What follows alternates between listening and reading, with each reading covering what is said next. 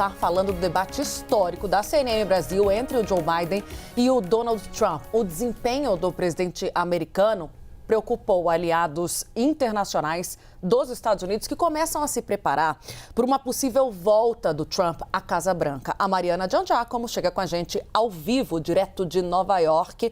A Mari, que trabalhou bastante ontem. Mariana, parabéns, aliás, pelo seu trabalho de excelência. Eu queria que você trouxesse um pouquinho também do que você tem ouvido depois do debate por aí, Mari.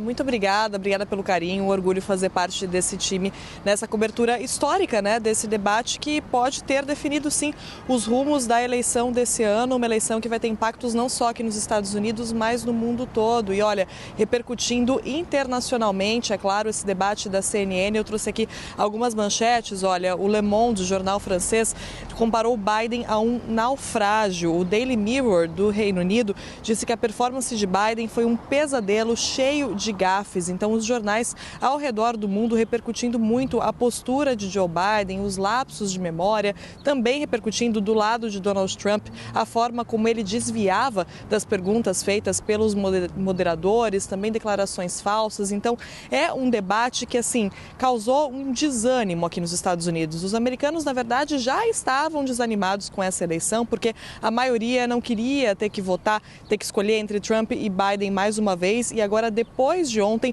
o que eu sinto aqui é que as pessoas estão ainda mais desanimadas e até envergonhadas, na verdade, por esse debate de ontem, pela postura ali dos candidatos, pela forma como tudo aconteceu, né? Então é claro que vai ser muito importante a gente acompanhar os desdobramentos disso a partir de agora. E falando internacionalmente, né, como eu já trouxe essas manchetes dos jornais, existe sim uma preocupação naqueles países aliados dos Estados Unidos, aliados especificamente do governo de Joe Biden, né, que tiveram uma aproximação maior dos Estados Unidos agora no governo de Biden. Então a gente fala principalmente da Europa preocupada, líderes europeus preocupados com as declarações de Biden, com as declarações de Trump, aliás, com as críticas feitas à OTAN, preocupados também com a guerra na Ucrânia, pela forma como Donald Trump se posiciona com relação à guerra na Ucrânia, né? Ele que não queria que os Estados Unidos mandassem mais ajuda financeira para a Ucrânia, teve toda uma influência sobre os republicanos para que oferecessem resistência a essa ideia no Congresso. Então, isso causa muita preocupação na Europa e também na Ásia, países como o Japão e a Coreia do Sul, que se aproximaram mais dos Estados Unidos agora nesse governo de Joe Biden, preocupados com que uma possível volta de Donald Trump poderia representar. Trump poderia fazer com que esses países gastassem mais ali, falando no sentido de compras de itens militares aqui dos Estados Unidos. Então, isso depois do debate de ontem, há sim mais preocupações ao redor do mundo, com esses países aliados de Biden, principalmente com a volta, uma possível volta de Donald Trump ao poder. E aqui nos Estados Unidos, como eu disse, é uma sensação geral de desânimo e a preocupação dentro do Partido Democrata, né? No Partido Republicano, claro, a situação é melhor, né? Pelo menos os republicanos parecem mais confiantes, enfim, mas entre os democratas, a apuração da CNN é de que a situação é muito preocupante, sim, é uma situação quase que de desespero, na verdade, com alguns já levantando a possibilidade se Biden deveria, na verdade, sair da disputa eleitoral e dar chance para outra pessoa, porque alguns democratas veem uma derrota de Biden como inevitável, avaliaram muito mal o desempenho dele no debate de ontem e defendem essa ideia, que ele saia para dar lugar a outra pessoa. Então, olha só, né? A gente vive falando sobre como essa eleição está inédita, mas ela pode ficar ainda mais inédita, na verdade, né? Eu vivo falando aqui sem precedentes, enfim, e pelo jeito vou continuar falando, porque são desdobramentos ali num nível que a gente não imaginava, né? Que chegaria assim ao ponto de você cogitar tirar um candidato, né? Para colocar outro a essa altura do campeonato. Mas ainda dá tempo de fazer isso e isso pode sim acontecer. De volta com vocês. É uma situação muito delicada, Giangiacomo, porque, primeiro, como você convence Biden a desistir? Ele é presidente dos Estados Unidos. Pode parecer até etarismo, um preconceito em relação a ele.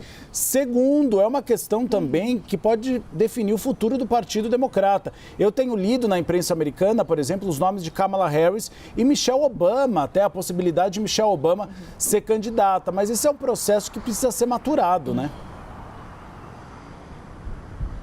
precisa ser maturado. A primeira coisa, o primeiro passo para tudo isso é o que você falou, Uribe, é o próprio Biden desistir. Não tem como os democratas forçarem a saída de Biden. Então, ele teria que reconhecer que é melhor para o partido, que não tem condições, enfim, e sair dessa disputa. E isso já seria difícil, ao que tudo indica. Hoje mesmo, a porta-voz de campanha dele disse que ele deve sim continuar na corrida. Então, a dificuldade já começa por aí.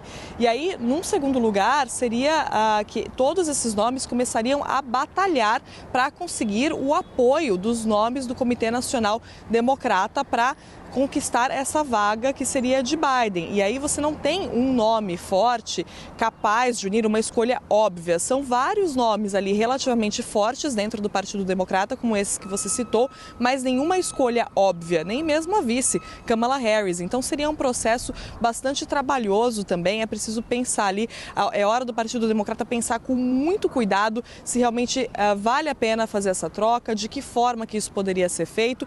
E claro que isso passa em primeiro lugar, pelo próprio Joe Biden.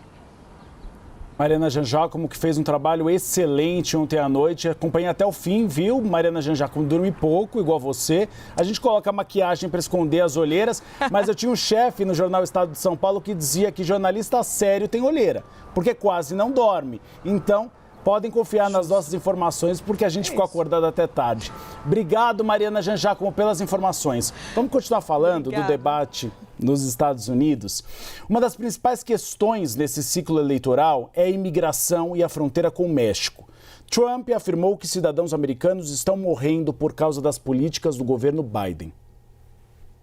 Foi ele que matou as pessoas na fronteira, incluindo centenas de milhares de pessoas que morreram e que também mataram os nossos cidadãos quando entraram.